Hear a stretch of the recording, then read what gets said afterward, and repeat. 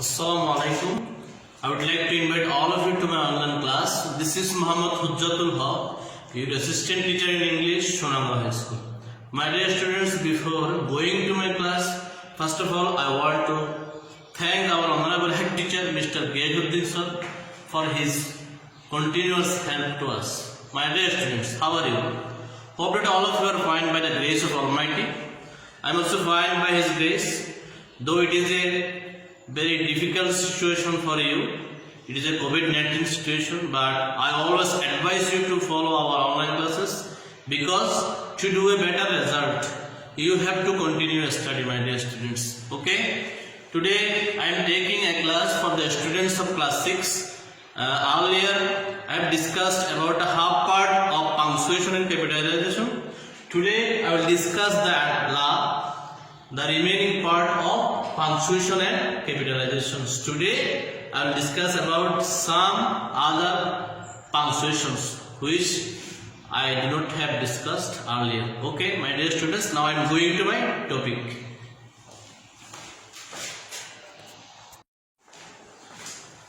Okay, my dear students, in my earlier class I have discussed about the uses of comma. How can we use comma? How have we have to use comma? I have discussed it by earlier class. Now I am going to discuss about the other punctuation marks which I have not done earlier. Today I will discuss about some punctuation marks. First one I will discuss about period or full stop. Then I will discuss about question mark. It is a sign of question mark. Then I will discuss about the quote mark. This is the quote mark. This is the sign of quote mark. This is the sign of question mark. And this is the sign of period or full stop. Okay, my dear students, first of all, I want to discuss with the period or full stop. How can we use here period or full stop? Here I have written we use full stop to end a sentence. We use period to end a sentence. When we want to end a sentence, when we want to finish a sentence, when we finish our talkings, then we have to use what? We have to use full stop. I am giving an example for you. He uses television. Today he is not using it. Here you see that I have written two sentences here. He uses television. He uses television. Then I have written today he is not using it. Here I have written two full stop here. This is one full stop and that is other full stop. When we have to use full stops? Here I have written he uses television. He uses television. Here he expresses his feeling, and in television his expression is finished here. So he expression and here. In this sentence his expression is and after the word television. So we have to use here full stop. To end the sentence we have to use full stop here. Again today he is not using it. Here it is and after the word it, the sentence is end here. So we have to put it. So we have to put full stop after the word it. So these are the full stop. These are the uses of full stop. To end a sentence. To end a sentence we have to use full stop. I think all of you have understood this because it is very familiar to you. You are very familiar with it because you use it in your sentences in any writing. Okay. Again, the uses of full stop I have written another things to pronounce the abbreviated word. How do you pronounce an abbreviated word? Abbreviated, you know it. Abbreviated, if we say it in Bengali, then it will be সংক্ষিপ্ত রূপ. যখন আমরা সংক্ষিপ্ত রূপ use করব, if we use abbreviated form of a word, then we have to use what? We have to use full stop here. These are called full stop. Suppose I have written here he passed He passed his MA degree. He passed his MA degree. Here MA. These are it is a word. These are the abbreviated form. This is the abbreviated form. MA. M means masters, M and arts. This is the abbreviated form is MA. So it is a abbreviated form of the word Master of Arts. So to use this abbreviated form, we have to use full stop after the word M and after the word A. These are the use of full stop. I think all of you have understood it. If we want to use abbreviated form of any word, then we have to use full stop. And again, when we want to end the sentence, then we have to use full stop. Okay, my dear students, now I am going to the another punctuation mark.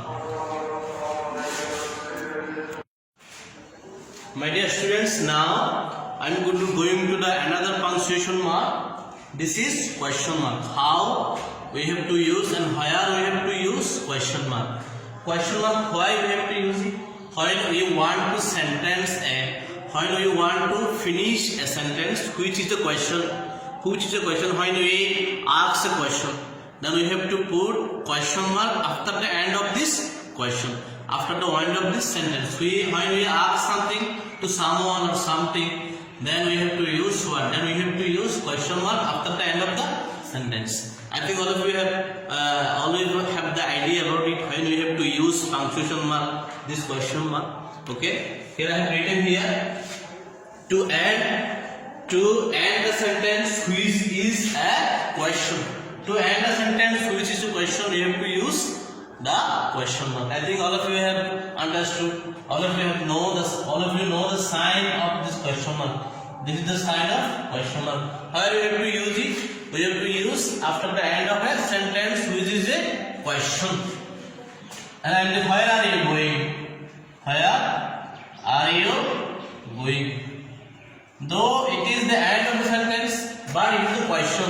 So we don't use here the full stop. We have to use here the question mark, because after the end of a question, after the end of the sentence, which is the question, we have to use the question mark. I think all of you have understood, my dear students. And give another example. Who are you? Who are you? Is he doing the work? These are all of the questions, and we have to use this question mark after the end of the question. I think all of you have understood. Question mark we have to use after the end of a question, and this is the sign of question mark. Now I am going to the another punctuation. It is quote mark. It is quote mark. How we have to use here? Quote mark, there is a sign of quote mark. It is how we can use here. How can we use this quote mark in a sentence? Now I am discussing about it. How and where we have to use the quote mark. Here I have written the use of quote mark is to quote another person's word. To quote another person's word. When we want to quote, when we want to tell, or when we want to write the words of other men, then we have to put what? We have to put quote mark there. We have to put quote mark there. Here I am writing the. Suppose I am writing Aksar says I am going to market. Aksar says I am going to market. Here Aksar says I am going to market. Here this I am going to market is the words, is the talking. These are the talkings of whom? These are the talkings of Aksar. This is not mine. This is not mine. Now I am going to market, not here. Here I means who? Here I means Aksar.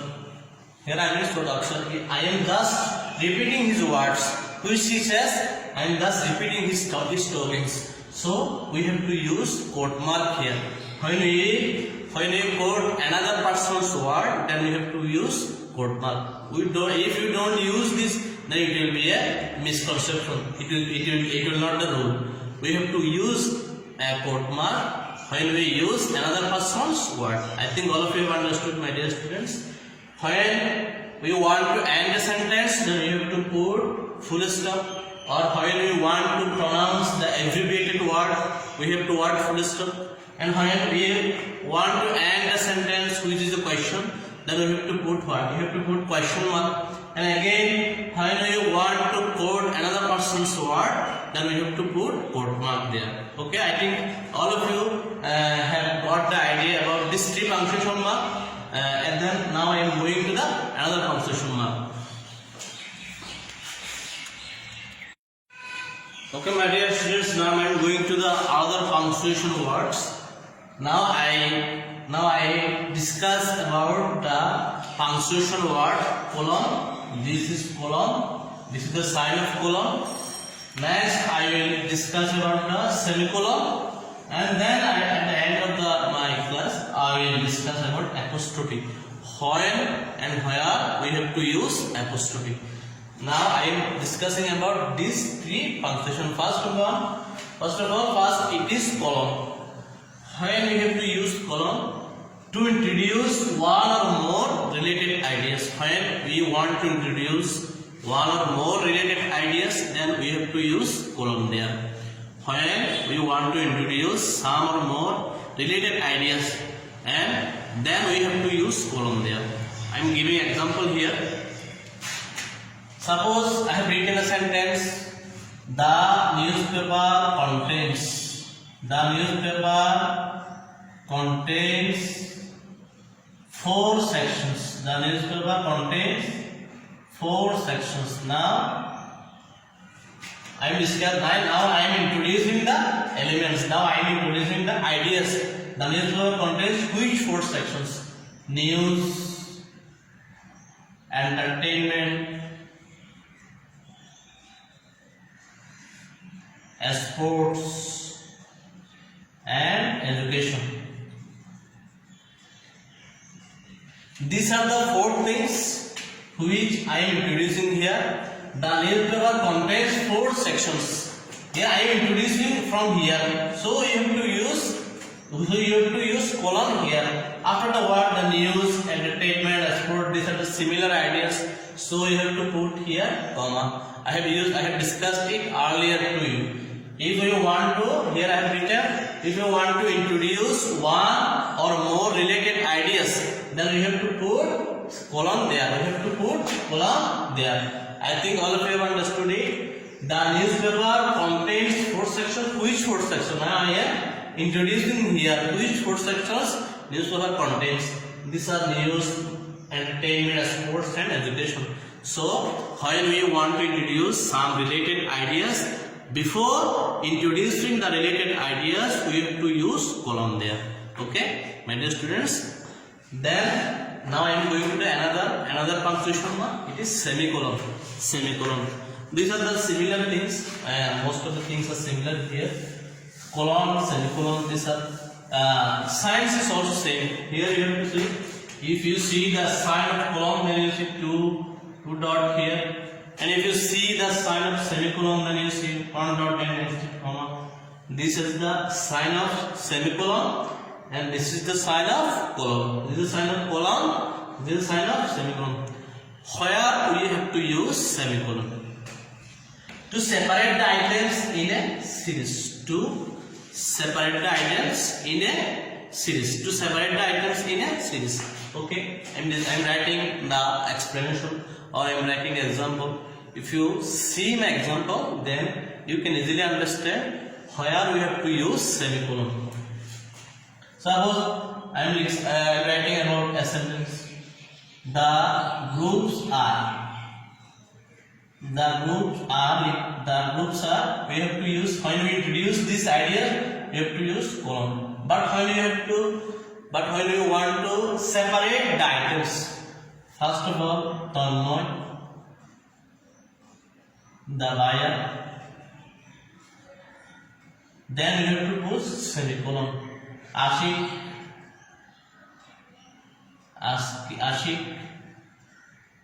the seller, then Afsana, the homemakers, the homemakers, the homemakers.